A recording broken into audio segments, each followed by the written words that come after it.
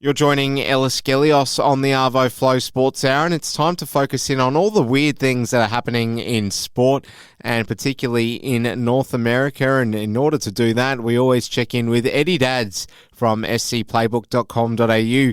Eddie, coming to us live from the States right now. Great to be with you. How are you doing? I'm going really well, thank you, Ellis. I'm currently in the beautiful city of New Orleans down here in Louisiana, so yeah, getting across a fair bit of sport. Went to a University of Texas basketball game the other day in their brand new Schmick Stadium in Austin, which was amazing. Absolutely loving everything that's going on around here. Really culturally diversifying yourself, aren't you, on this holiday, Eddie? Let's get into it. We'll start off with this story from a couple of weeks ago, actually, Eddie, and it's got an Australian flavour to it, that is for sure. This is in regards to the son of the AFL great Dustin Fletcher, who's over in America playing college football, which is, of course, for the uninitiated, the second tier of American football. So what do you know about this one, Dadsy? Yeah, so we're actually creating quite the reputation for ourselves in Australia, Ellis, as sort of the leading exponents of the punting skill, which, in America, they've sort of obviously been around for a long time with football, but I think they're just sort of coming around to the fact that Australians are really, really good at kicking balls. It's what we do very well, so you don't see many Australian players making it in the NFL in positions outside of punting. Obviously, Jordan Mailata at the Philadelphia Eagles on the offensive line is a notable exception to that. But one punter that we've got over there who's turning eyes at the moment is Mason Fletcher, who's the son of, you might recognise the name of one of the biggest kicks of the football in AFL history. He's the son of Dustin Fletcher. He's over at the University of Cincinnati Bearcats, and he is dropping absolute bombs on the gridiron, Ellis. A couple of weeks ago, the story you're referring to, he kicked an 84-yard punt, which for those playing at home is a 77-metre-long punt. It's the longest in Cincinnati football history. It's the longest in ACC conference history as well. He's just dropping. He's just got an enormous cannon of a leg on him, Ellis. He's becoming really impressive. He's starting to take notice. He's going to be a finalist again for the Ray Guy Award, which is the best punter in the country award. He's going to get drafted to the NFL. I would expect from here. The Cincinnati, and while he's been there, Cincinnati's become a really good program. They made the college football playoff last year. They're 8-2 this year and sitting 22nd overall in the college football rankings. And yeah, if you ever search up Mason Fletcher on Twitter, you see people saying that he's their best player on a team that's 22nd in the country, and he's a punter. So he's doing amazing things. And as a Bombers fan, I absolutely love to see it. I think he's got a younger brother as well who's going to follow in those footsteps too, and hopefully make some waves in college as well. And just for those who are a little unfamiliar with the American football ecosystem, Eddie, what's the divide like between college football and the NFL? Is it similar at all to the AFL and the state competitions in Australia or not? No, it's actually really interesting, Ellis. Depending on who you ask, college football is actually more popular than the NFL. So you have to go to college for a minimum of 2 years before you can be drafted to the NFL. So all the best players out of high school, that's where they go. They go to college. They'll be there for a couple of years if they're good, or they'll be there for 4 to 5 years, and then they'll get drafted into the NFL. So it's an amazing system. I was in Texas the other day. Didn't actually get to go to it, but the University of Texas Stadium, it holds 100,000 people, and it sells out every single week of the season, which is pretty amazing for what is essentially an amateur sport. We both went to University in Adelaide, and I can't quite comprehend the fact that the equivalent to an Adelaide University is pulling in 100,000 spectators for their weekly game. It is hard to imagine, isn't it? Eddie, we'll switch our focus to the world of football. Obviously, it's all about the World Cup right now in Qatar, and we're getting some pretty strange stories pretty much on the daily coming out of Qatar. Safe to say, I think that it hasn't been a great PR campaign, at least with regards to showcasing Qatar to the rest of the world in a footballing perspective.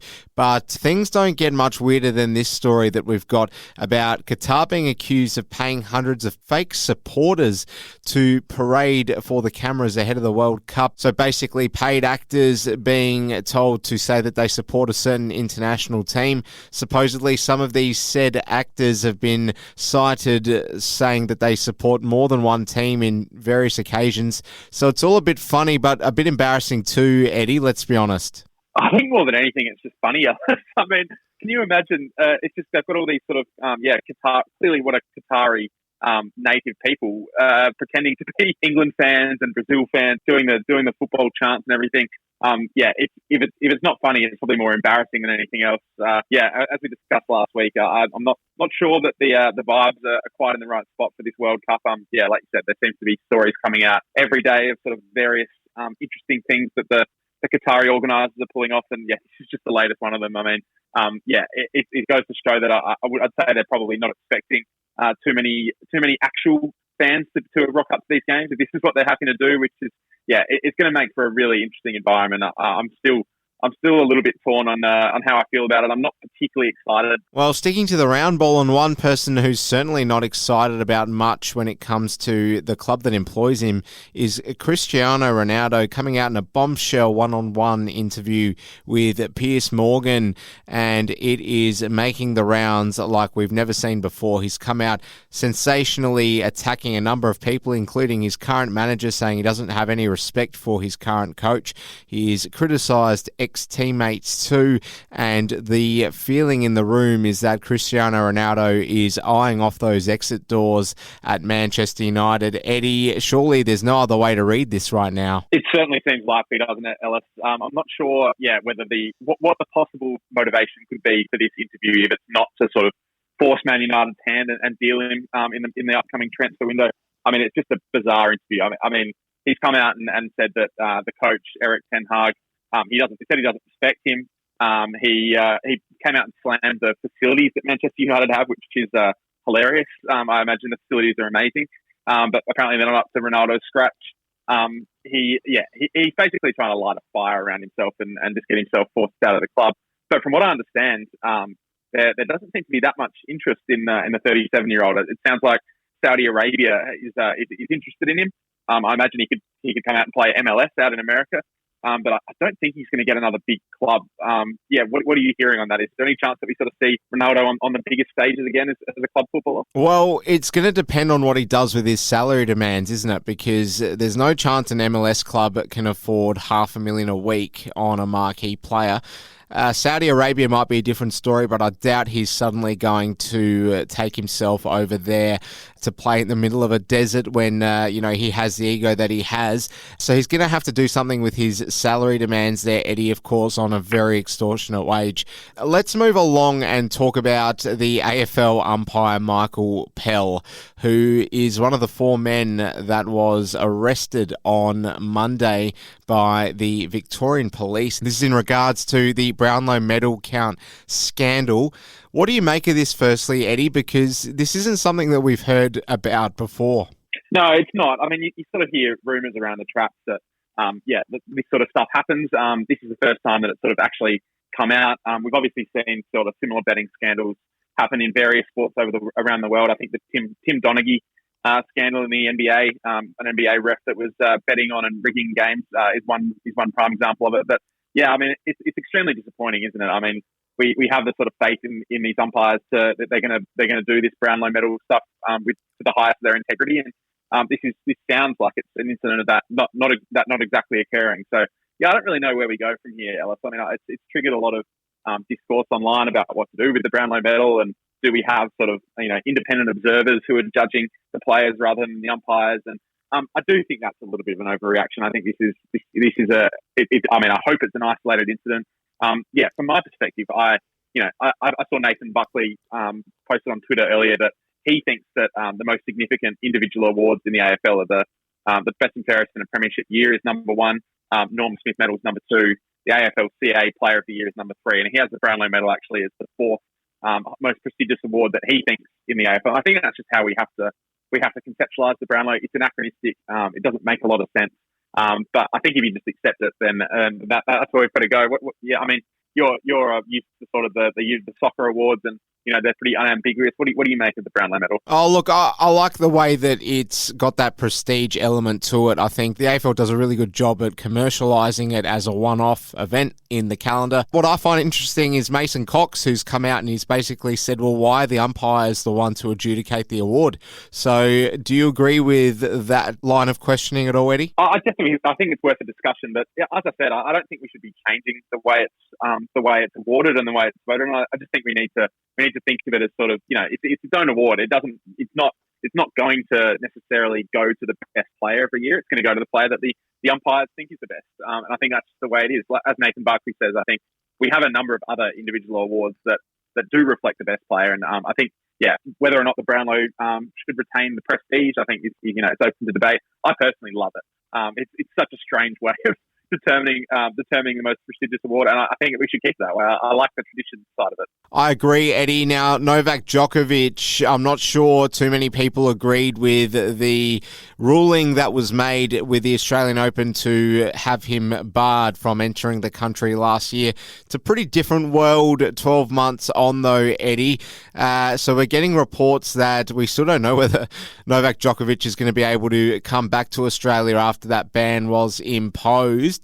What's your view, and how do you see this unfolding? Yeah, it's an interesting one, Ellis. I think I sort of start from a place of trying not to bring any sort of political stuff into this, but I start from a place of I want to see the best players playing each other in tennis tournaments. And I think, Australia is extremely lucky to have one of the 4 biggest tennis tournaments on the calendar. I don't think we should take it for granted. I mean, these majors started in the 60s when Australia was, one of only a few countries that were taking tennis seriously, and we were really good. And that's why the Melbourne has the Grand Slam. So I'm sort of wary of incidences like this that are pushing the biggest players out of it. So from that side of things, I'd love to see Djokovic at the Open.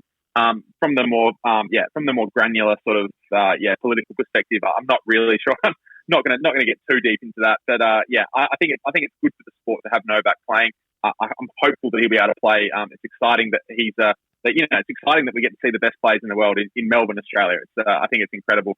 He's in pretty good form as well.